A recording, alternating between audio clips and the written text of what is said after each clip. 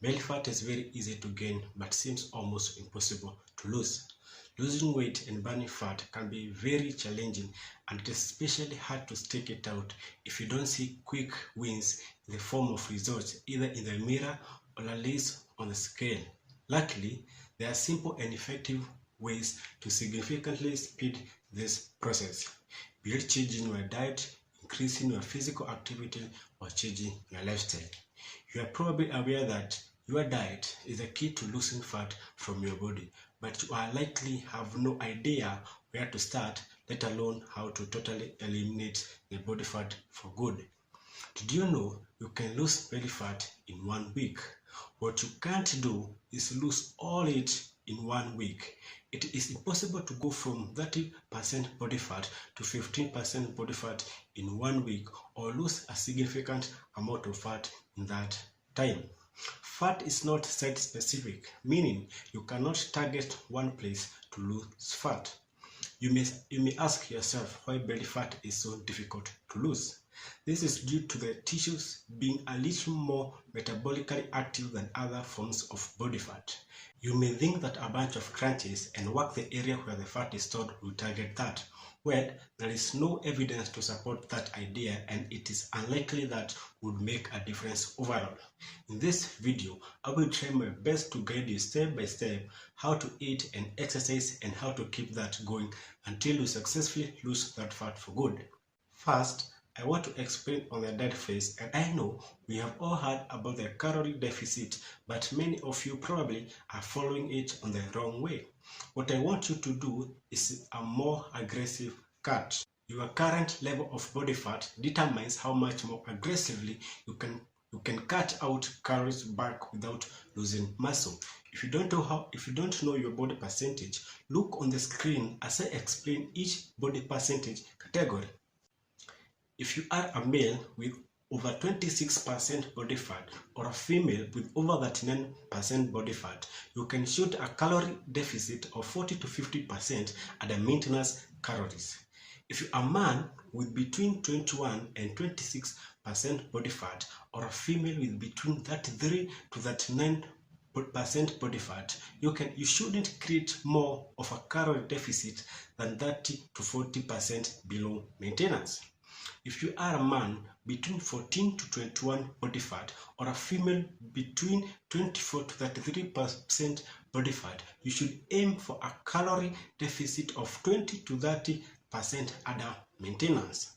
Lastly, if you are a 10 to 14% body fat as a man or 14 to 24% body fat as a woman, you can aim for a calorie deficit between 5 to 20% below maintenance.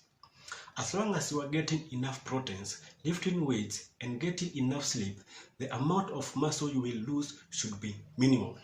Having said that, we need to make sure that we are not losing muscle mass because we want to maintain our muscle mass.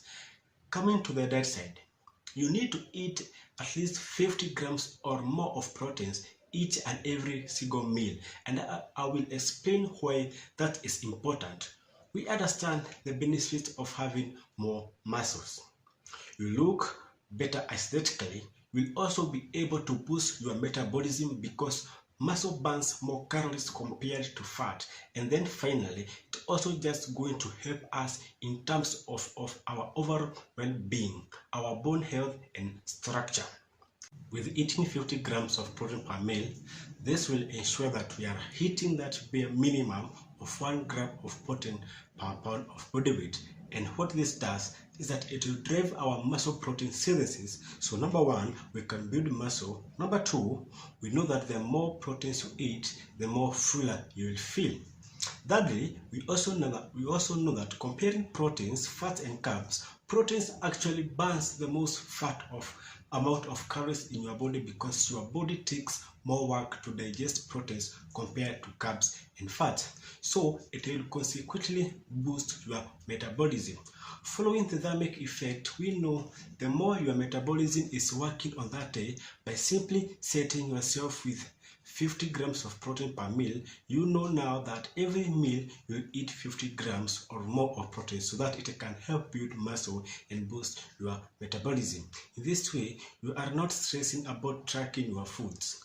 You just need to know that this plate of food contains 50 grams of protein. Moving on to our third step. As you get more leaner and leaner, there are certain things you need to change in your diet. You should make in your diet to prevent you from getting stuck and to prevent you from losing muscle. Let's start with stage 1. As you get to 15% body fat, your hunger levels will be low. Your risk of muscle loss will also be low, and psychologically it will be the easiest stage to get through. The stage is very simple. You will need to focus on 2 factors. The first factor is calories and proteins. Let's talk about calories. You don't need to completely cut out carbs, sugar, or any of your favorite foods. All you need to do is create what is known as an energy deficit to start forcing your body to burn body fat for energy. You create this deficit by consuming less calories than your body burns in a day. To find the appropriate energy deficit for your body weight, take your body weight in pounds and multiply that by anywhere from 11 to 13. If you are a taller individual, younger or more active, go with the higher end. If you are a shorter individual, older or less active, go with the lower end. The number you get will be a rough estimate of the amount of calories you should eat every day. To hit your goal calorie intake, some foods are better than others. What is recommended is focusing on what's known as low calorie density foods. These are foods that for the amount of space they take up in your stomach will only add a relatively low amount of calories to your daily total. For example, here is what 200 calories of cookies look like, and here is what 200 calories of cereals look like. For the same amount of calories, you could fill your stomach with a mountain full of strawberries and carrots. Not only that, but since low calorie density foods tend to be unprocessed, they are also tend to require more calories to burn and digest them than more processed foods. A recent 2019 paper took 20 adults and first ran them through a diet consisting of only high calorie density processed foods for 2 weeks. Afterwards, they switched them to a diet of low calorie density and processed foods for 2 weeks. In both conditions, they were allowed to eat as much foods as they wanted. The result was that the processed foods diet led to almost 2 pounds of weight gain, and once switched to unprocessed foods, however, their daily calorie intake dropped by over 500 calories and they ended up losing over 2 pounds of body weight. This brings me to the other point. You should primarily focus your workout on strength training and muscle growth because it will help you maintain muscle mass as you drop body fat. Maintaining muscle mass is not only beneficial from an aesthetic point of view, but also from a long-term weight loss perspective. Carrying more muscle will improve your metabolism and your insulin sensitivity. Aside from eating enough protein, the best way to prevent muscle loss while dieting is to make sure that you maintain your strength levels. When you lose weight, it's natural to get weaker, but your goal should be to try your absolute best to prevent that from happening. You do this by trying to stick to the same weight load you are normally using unless you absolutely have to drop that weight lower. And the only reason you should drop the weight lower is if you drop below your lower rep range limit. Let's say your rep range is 6 to 10 repetitions and you are bench pressing 140 pounds for 10 repetitions before you started cutting. Do your best to maintain the same weight load throughout the entire cut unless you hit a point where you can no longer perform 6 reps. Only then can you drop the weight by 5 to 10 pounds and repeat the same process. Fight to maintain as much weight on the bar as you can over time. Resistance training can help you lose fat while burning muscle, which will improve your overall body composition and give you that more toned look you're after. While carrying out resistance training in the gym, you want to also perform your cardio. I'm going to give you the best cardio that will not exhaust you, but at the same time, it will aid in burning fat.